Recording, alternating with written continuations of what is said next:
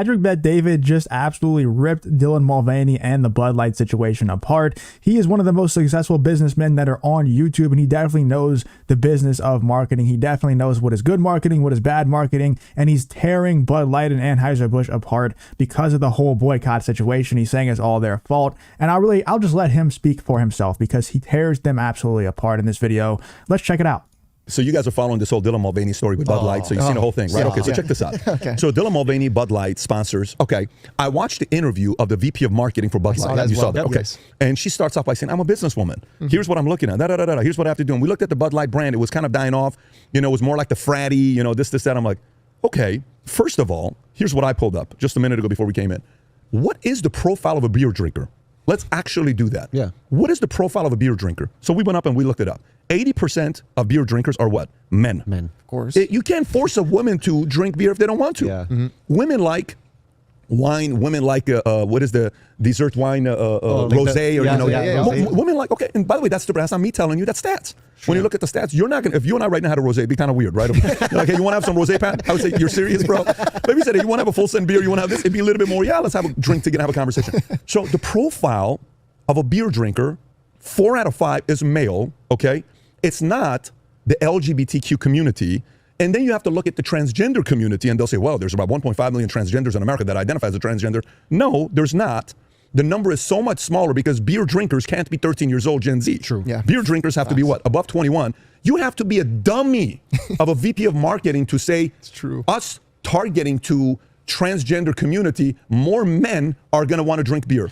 So then you go. And he's right. You do have to be a dummy, or maybe there was some ulterior motives. Maybe the person came into the company with the sole purpose of changing it into a more woke company, trying to chase after that woke audience. There's a lot of people in the comments saying that they're just chasing after their ESG scores and things like that. I don't buy it. I think that the VP of marketing was probably just a moron, maybe, dare I say, a diversity hire. It could have been. And I think Patrick Bet-David here is completely right. You have to be an absolute idiot, an absolute moron, and it's crazy how Patrick Bet-David just saw the Bud Light situation unfolding and did the research himself in 30 seconds and found out what the demographic of Bud Light and beer drinkers are in the United States and in the Western world, and he just found it immediately. He found it immediately, and I'm sure the VP of marketing could have done the same type of research and just leaned into that market more, but instead, they want to totally alienate that market and go after this new woke audience. I don't understand why all these corporations want to do it. People are saying it's ESG scores. Let me know in the comments why you think these woke companies want to do that. Why do they want to chase after that woke audience so badly? I don't understand it. I don't think it's ESG scores. I think it's incompetence, personally. But let me know in the comments what you guys think. To saying, well, then it's the ESG score. So we went online and we looked at the ESG score of Budweiser, Anheuser-Busch, and you notice they have one of the lowest ESG scores in America out of all the companies. So she's trying to increase the ESG score. But this is the part about, if you ever read the book Blue Ocean Strategy, in Blue Ocean Strategy, it's a phenomenal book. Everybody that's in business should read it.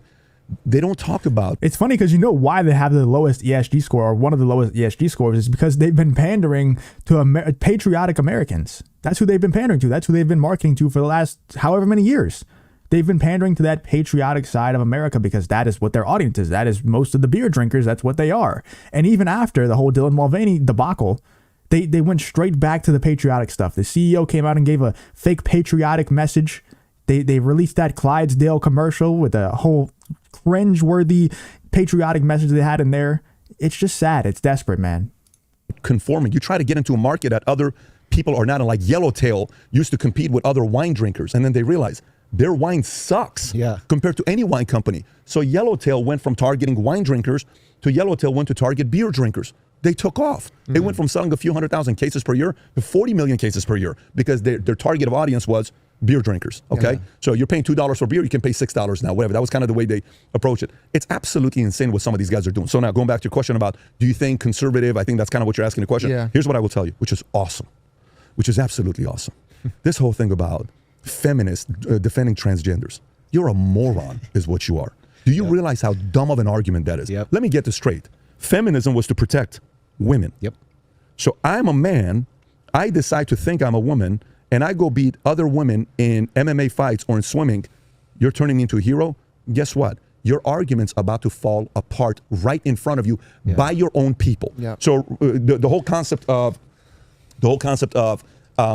you know, what's going on right now with ideas, bad ideas eventually get spoiled. Get exposed. There's an actress, her name is what's this girl's name? Her name is Sarah Foster. I don't know if you guys know who Sarah Foster is. She comes out and she says the following.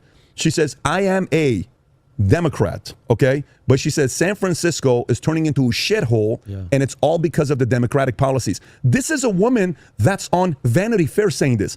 Disgusting, my heart breaks for the family. I'm a registered Democrat and feel confident saying liberal politicians are ruining cities. So what does this mean?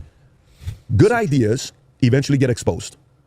Good talent eventually get exposed. Ron Paul said one of the best things. He said, when eventually I became so passionate about politics, when I was a doctor, I went to this one guy and I said, listen, I can't stop reading this material. I'm obsessed with this content. I'm so glad that people like Patrick Bet-David, I'm so glad that these types of people who are not just social media influencers, who didn't just come up on right-wing politics, not conservative politics, he's just a businessman that is speaking facts. He has no reason to hold his tongue. He has no reason to hold back because he's rich regardless of what happens on social media. He's rich regardless of what he gets banned off of on social media. It doesn't matter. The guy's rich so he can just tell the truth how it is with no agenda behind it. And he's straight up just saying, you feminists out there who are defending the trans movement, who are defending these trans athletes, competing in women's sports, you're idiots. You're absolute morons. That's what he said. You're an absolute moron if you do that. And I'm so glad that people out there like Patrick Bet-David are speaking out against this BS, because it truly is just BS. And, you can say what you want. There's a lot of conservatives out there, a lot of right-wing people out there who are only speaking out about this because it makes them money. Patrick Bet-David does not need the money. He doesn't care. He doesn't care what he gets banned off of. He doesn't care the grift money if it comes or not. He's just speaking facts because it's the truth. What do I do? He said, keep talking about it. The world tends to know how to use people with the right messages and make them big. You keep talking about it, the right person's going to find you, right? Sure. Good policies get exposed. Good talent get exposed. Bad policies also get exposed. And that's exactly what's happening today, which is a beautiful thing. Yeah. And a lot of people are paying the price for bad policies today. Yeah. It's funny you mentioned the feminine. And that also leads into the open source stuff that I've been talking about recently, that I've been thinking more about recently. And then I think as time goes on, it gets more and more of a good idea than I thought it was previously. With the open source, like every single algorithm, every single code should be open source. YouTube, Twitter, whatever it is, it should be open source, and we should just have a marketplace of TOS. That way the best TOS wins. If everybody wants free speech, everybody migrates to the free speech platform. It's not a marketplace of who has the best code anymore or who has the best algorithm anymore. It's who has the best TOS. I think that would be the best place that we could possibly be in when it comes to the world of social media, because let's be real, the marketplace of ideas is no more in real life. It's no more at the water cooler. It's now on social media. It's now on Twitter. It's on YouTube. It's on all the other social media platforms out there. So if we can have, instead of a marketplace of who has the best code, who has the best UI, who has the best algorithm, we can instead have a marketplace of who has the best TOS, who has the most freedom of speech, or maybe people don't want the most freedom of speech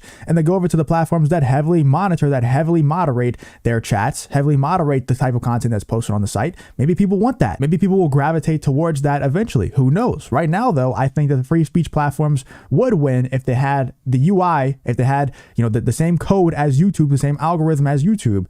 Then platforms like Rumble would win, because of the TOS. And I think that it should go more towards that. Let me know what you guys think, though, about Patrick Bet-David's thoughts on the whole Dylan Mulvaney Bud Light situation. I thought he was spot on. Let me know what you guys think, though, in the comments. I would appreciate a like and a subscribe, and I hope to see you on the next one.